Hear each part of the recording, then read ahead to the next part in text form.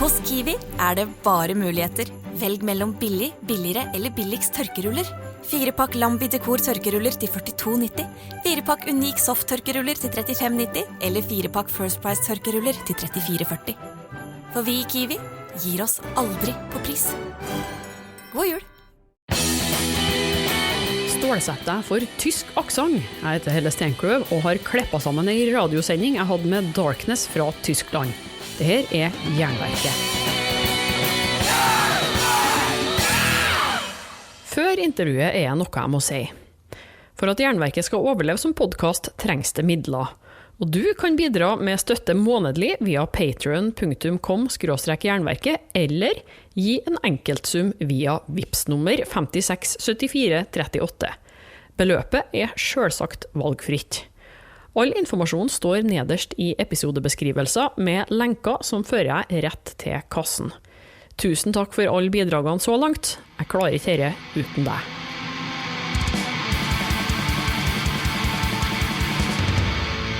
Hei på dere, og god kveld. Klokka har passert 9, og det betyr at det Jernverket som går på Radio Rocks akkurat nå. Mitt navn Helle Steinkløv, og I dag skal vi få treffe på Darkness fra Tyskland, som var innom Oslo og Norge for første gangen I forbindelse med Kraterfestivalen på Vulkan for noen vekker siden. De hadde nylig et comeback, nærmere bestemt I fjor, etter, det blir vel omtrent 23 år med stillhet, utenom noen sånne små opptredener her og der. Vi skal få høre om hvordan det står til I dag, men vi starter selvfølgelig helt på begynnelsen av karrieren. Hvor kom den teutoniske thrashen fra, og hva fikk Darkness til å begynne med det? Men aller først Judas Priest og The Sentinel, den absolutte favorittlåta til Arnt som gitarist og vokalist I Darkness. Den første låta Darkness laga Armageddon og å finne som bonusspor på Conclusion and Revival fra 1989. Du hører på Jernverket og Radio Rocks, og I dag har vi et Darkness-intervju på gang. Vi møtte dem under Kraterfestivalen for noen vekker siden. Og vi spurte grunnlegger og trommis Lucky om hvordan det hele startet sånn rundt 84. Yes, December 84 we started with our first idea of the band. We started with two friends. It was Uwe Christophers, he called Damager on the first demo, and one guy named Hartmut, I don't know the pseudonym. And we recorded the first demo in 1985, March, I guess. Det sa Lucky trommis I Darkness. Men hvorfor velger guttene å spille thrash? That was a kind of living feeling. It was the beginning of the thrash area, and the scene grow up at this time. In these days, yes. We used to say there were two big scenes of thrash metal in the world. That was the Bay Area around San Francisco and the Ruhr area in Germany, where we come from Essen and Gelsenkirchen. It's kind of 52 cities on one bunch in one. Yeah. That's the Ruhr area. And it was a quite good ground for thrash metal, for aggressive young people who wanted to express their feelings not by fighting someone, but by playing guitar and singing and shouting. And that was the reason why we started, I think. Darkness kommer fra Essen I Nordrhein-Westfalen I Tyskland, og jeg spurte bandet hvorfor det var så mange thrashband som kom akkurat ut fra herre området. The industry was located in that area, just such like coal mines and steel blast furnaces and things like these. And then the industry went down, it broke down, and there was many people were unemployed, many people had no money, there was a lot of anger in that scene, and it was like that area was forgotten by the politics and by the German people, and so it was very very nasty, old houses, old factories with where no people worked anymore, and that was a good ground, as I said, for thrash metal. Det var Arnt, gitarist og vokalist i Darkness. Og når du starter band, så må det gjerne komme et debutalbum. For Darkness sin del var det Death Squad som var først ut. Den kom i 1987. Og jeg spurte dem hvordan de fikk frem denne skiva her. After we got the deal with Gamma Records, they were the first label who wants to put out our debut album. Goes very fast. Everything we had only 3 demos, but we only put 1 demo song on the album. The other came like a You wrote all new songs for the album? Yes. Yeah, except one. Death Squad was the only one. Death Squad and Iron Force. Iron Force, right? 2 songs. Yeah. 2 songs. We had the ideas. We didn't think about songs. We just played. Yeah. Someone came and said, listen to that riff. That was, in many, many cases, that was Pierre, and we said, no, we don't like it. Fuck that riff. But, so anybody came and said, we've got a riff, and let's play, and here we've got the refrain, there we've got the solo, things like that. We didn't think about writing songs like we do today. Du hører på Jernverket og Radio Rocks. I dag det Darkness fra Tyskland som gjeste-DJ'er. Skid Row og Slave to the Grind var ønsket av trommisen deres Lucky. Vi holder på å kjøre et intervju med Darkness her akkurat nå. Møtte dem under Kraterfestivalen for et par vekker siden. Og det gikk med Darkness som det gikk med mange andre 80-tallsband. De heiv inn årene i 1989, og jeg spurte dem hvorfor det gikk som det gikk. It depends not on the creativity. It depends on us, because we were not very professional. We've got 2 bigger bands, as you know, Sodom and Creator, and who hang around with us, and they started. They had a good label, they had good tours, they sold many CDs, and we were something like the underground band. We've always been that. And it didn't depend on ideas, it depends on us because we were not very professional. The record company said do this and that, and we do not this cover and play that tour, and we said no, we want to do it our way. And I think that was the problem. You need somebody in the background, a manager, who says do this, don't do that, and then it works. And we've never had someone who was guiding us.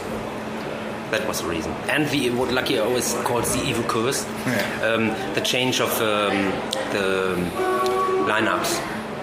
After the first LP, Bruno was replaced by Tom. And after the second album, Pierre left the band and Tom went to Holy Moses, and they were replaced. But that's not good for a band. The folks want to see the same faces. There were we got some offers for tours, but they don't they were even cancelled just before they started. Hat man ein bisschen Pech. Bad luck. Yeah, bad luck. Yes. And so we do a lot of single shows and don't hear what the professional said. For example, the label. No, not the label. We had a manager. Yes. First, it was. We never lose our rebel attitude or something like that. Yeah. It was a mistake. It was a mistake. We were angry young men who wanted to play and wanted to have more fun than doing professional work. Yeah. That's it. Now we're here. Curse of the Legions of Death, eller Kotlod, eventuelt av og med Testament, på Jernverket og Radio Rocks. Det Darkness fra Tyskland som gjeste-DJ'er i dag, og de var jo borte fra rampelyset ganske lenge som Darkness, men prøvde seg tilbake med et band de kalte for Eure Erben i 2004. Men det gikk ikke helt som de hadde planlagt. Yeah, we want to go back to our roots, but we don't want to make a simple reunion. So we decided to change it a little bit, and we thought it was a good idea to use the German lyrics, because there's no reason why we don't, or we are not allowed to do it. We would just try it out. It wasn't. We tried it. Yeah. That's right. It was after about, I think, 10 years or 12 years, Lucky's and my were split, and Lucky did his thing, I did my thing, and one day we met and said, we're fucked up with all the shit we did in the last decade, we want to start again, but we were not quite sure how to start and what to start. And at that time in Germany, music with German lyrics was very popular, and we said, okay, let's try it. I personally didn't want to start Darkness again, because there was this wave of reunions, and there was usually one member of the old lineup, and many other guys who when that band was actual were in their paddies and weren't able to play or listen or something. And I said, I don't want to jump on that wave. Let's do something new. That was the same mistake. And we don't start with Darkness songs. That was Development. Development in 2 or 3 years. That it goes to more than the thrash way again. It started with more mid-tempi. Yes. So more heavy metal sounds. Yeah. And then we go back to the roots. Step for step, you know. But the people pushed us to go back to the roots. So we played 2 as Eure Erben, and we played many shows as Eure Erben. But people before and after the show, people came and said, "Yeah, it's quite good, but what about Darkness? Why don't you play Darkness songs?" And you are. It's like a branding, and you can't take it off. Of course, we can be proud for that, because we have. Until today, we have a name, and I'm proud for that. But you are connected to that name, and you can't. It's like a part of your body. You can't cut it away. And people reduce it always on Darkness. Du hører et intervju med tyske Darkness her på Jernverket, og Radio Rocks gitarist og vokalist Arnt avslutta der. Vi skal høre mer om hvordan bandet kom tilbake, og innså at det å starte et band som sang på tysk og lignet litt, ikke var helt veien å gå. Etter det her og Death med Spiritual Healing. Å få private bilder spredt på nett noe av det vondeste som kan skje. Og midt i all fortvilelsen det lett å føle seg totalt hjelpeløs. Hva ville du gjort i en slik situasjon? For sikkerhetens skyld har vi inkludert viktige sikkerhetstjenester i våre mobilabonnement. Du kan blant annet få hjelp til å fjerne uønsket innhold på nett. Bli tryggere med mobilabonnement fra Telenor. Se telenor.no. Kiwi jobber hver dag for å være Norges billigste lavpriskjede, og nå presser vi prisene på hundrevis av julevarer. På 1–1,5 kilo Lerøy lutefiska torsk presser vi prisen fra 159 helt ned til 149 per kilo. På 300 gram Lerøy laksefilet uten skinn presser vi prisen fra 99 helt ned til 79,90. Prisene gjelder helt fram til 31. desember. For det vi som prispresserne, og vi i Kiwi gir oss aldri på pris. God jul!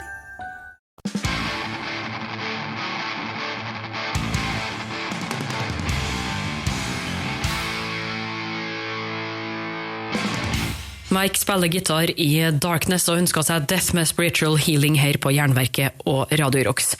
Vi i ferd med å spille av et intervju som vi gjorde med Darkness under Kraterfestivalen for noen vekker siden. De ga jo seg i 1990 sånn cirka, og kom tilbake med et band som de kalte Eure Erben i 2004. Det skulle ikke være akkurat som Darkness, men siden det var mange av de samme folkene, så forventet vel folk egentlig å se Darkness igjen. Så bandet ble rett og slett presset til å gjenoppstå. Her forteller gitarist og vokalist Arnt hvordan det foregikk. To be honest, when you try to create something new, but you always run against walls, and you are always the people always link to Darkness. And you play and you work, but there is no success. You become exhausted. And I changed my mind because I said there is no reason to do Eure Erben anymore, because nobody is interested, but everybody is interested in Darkness, and that's why we changed. I just was exhausted in running against these walls, and we didn't attain anything. Yeah, then we played the 25th anniversary show for the Dashboard album, and after this show we decided to do it only under the label Darkness. It was in particular Boney's idea. Yeah. He said, the former guitarist, and he said, why don't we start again? Let's do it again. And we said, okay, because it was after that gig, it was like a fever, like a rush. The old spirit was back again. So we said, okay, let's start it. Det må litt Exodus til på Jernverket og Radio Rocks og Bonded by Blood plukket ut av Specy, bassist i Darkness. Vi I ferd med å spille av et intervju jeg gjorde med Darkness under Kraterfestivalen for noen vekker siden. Det 25 år siden de ga ut noen ting sist, men nå som de har gjort comeback nærmere bestemt I fjor, så de på vei til å lage et nytt album faktisk. We're working on it. We hope to publish it, to release it in spring next year, 2015, and we've written new songs, 5 or 6, which are finished. 6. Yeah. And we plan to do 10 or 12 songs, depending on the length. And there's going to be an album, but we've got no release date, and still we are talking to people like record companies, labels, where we can release it. But that's I can't tell you anything about that. There's nothing fixed yet. It's not exactly the same, but the old spirit is alive. That is what we feel. These days we think more about the songs than a long time ago, but the spirit is almost the same. You can't expect people who become older after all these years to be the same person.